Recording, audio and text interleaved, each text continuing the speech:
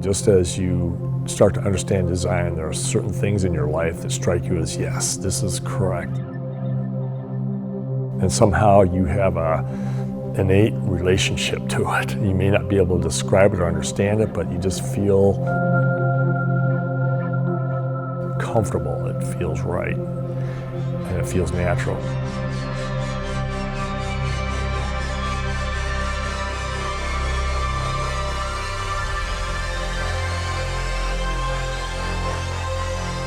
It's this awe-inspiring vehicle, but it's also something that is born out of pure function.